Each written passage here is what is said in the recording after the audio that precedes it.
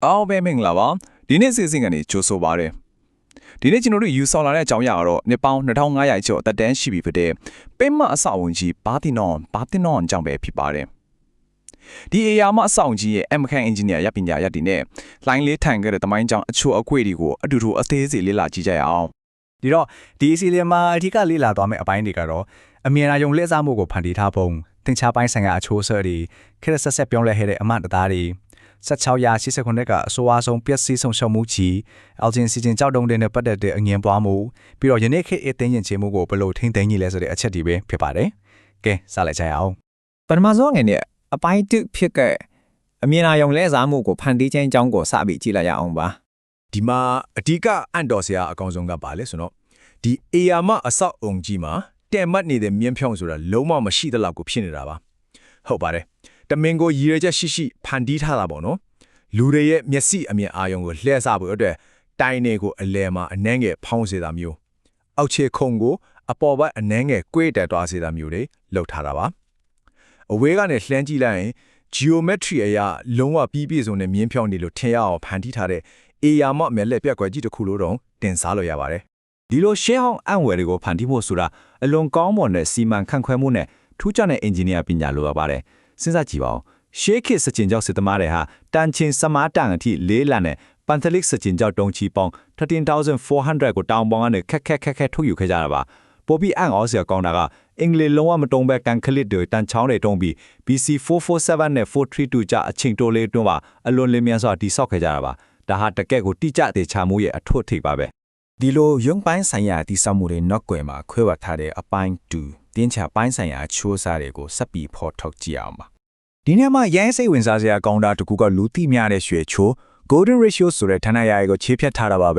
ပါတီနိုဟာဒီကရန်ကြလာရွှေချိုးကိုတုံးထားတာမဟုတ်ပါဘူးကိုချိုးလေးဆိုတဲ့ကိန်းပြည့်အချိုးကိုသာဘီမန်တော်ရဲ့အလေအားအနံနဲ့တိုင်းဒီကြအကွာအဝေးဒီမှာလက်တွေ့ကျအသုံးပြုတိဆောက်ထားတာကိုသမိုင်းထောက်ထားတွေကခိုင်မာအတည်ပြုနိုင်ပါတယ်ဒီလိုပြီးဆုံးတဲ့ဗိတုကလက်ရကြီးရဲ့ဇလံကဒီမှတက်မဆုံးသေးပါဘူးအပိုင်း3ဖြစ်တဲ့ခေတ်ဆက်ပြောင်းလဲနေတဲ့အမှတ်အသားတွေအကြောင်းကိုဆက်သွားကြမယ်ပါတီနိုရဲ့အမကန်လိုက်လျော်ညီထွေဖြစ်မှုကိုတမိုင်းတလျှောက်ထင်ရှားတွေ့မြင်နိုင်ပါတယ်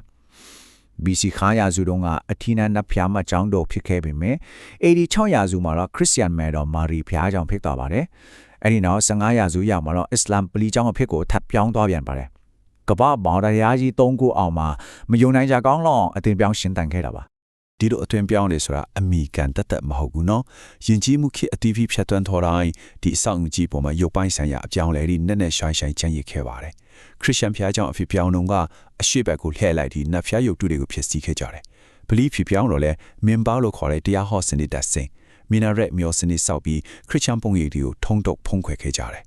လူမျိုးအသီးသီးကသူတို့ရဲ့ယုံကြည်မှုတွေကိုဒီစကြင်ကြောက်ဒီပေါ်မှာကိုယ်တိုင်ထွန်းထုတ်ခဲ့ကြတယ်လို့ပြောရင်ပုံမှန်ပါလိမ့်မယ်ဒါပေမဲ့ဒီလိုငေးချမ်းစွာအသွင်ကူးပြောင်းမှုတွေကနေအပိုင်းလေးမှာတော့1689ခုနှစ်ရဲ့အဆိုးရာဆုံးပျက်စီးဆုံးရှုံးမှုကြီးနဲ့ကြုံတွေ့ရပါတော့တယ်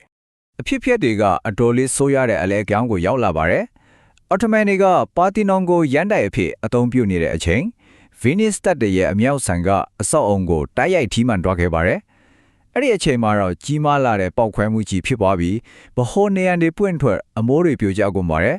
နေပေါများစွာခန်းခန်းစွာရဲတည်နေတဲ့အဆောက်အုံကြီးဟာဝမ်းနဲ့ဖွဲ့အဖြစ်အစည်းတစ်ခုဖြစ်ချက်ချင်းပြောင်းလဲသွားပြီးလူရနဲ့ချီတည်ဆုံးခဲ့ရပါတယ်ဒီအဖြစ်အစည်းတွေကနေတဆင့်အပိုင်း9မှာတော့အယ်ဂျင်ကြောက်တုံများဆိုင်ရာအငင်းပွားမှုဆိုတဲ့ခေတ်သစ်တမိုင်းရဲ့အကြီးမားဆုံးယဉ်ကျေးမှုဆိုင်ရာအငင်းပွားမှုကြီးစတင်လာပါတော့တယ်ဒီနေရာမှာမေးစရာရှိလာတာက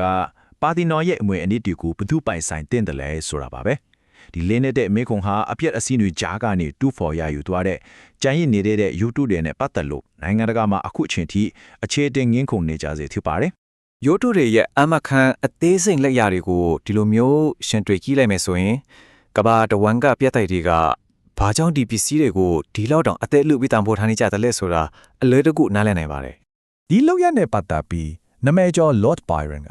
Group British တွေရဲ့အမွေအနှစ်ဖယ်ရှားယူဆောင်သွားမှုပေါ်ပြင်းထန်ပစ်တင်ရှုချခဲ့ပါတယ်။သမိုင်းဝင်ပစ္စည်းတွေကိုဖျက်ဆီးလူယူခြင်းလို့သတ်မှတ်ပြီး British တို့ရဲ့လက်နဲ့ဖျက်ဆီးခံလိုက်ရတဲ့နေရာတွေဖယ်ရှားခံလိုက်ရတဲ့နတ်ကုန်းတွေကိုမြင်ရနေမှာမငိုကြွေးရင်အိမ်မျက်လုံးဟာတုံ့အားတယ်မျက်လုံးပဲလို့ခံစားချက်ပြင်းပြင်းလေးကဗျာဆက်ဆိုခဲ့ပါတယ်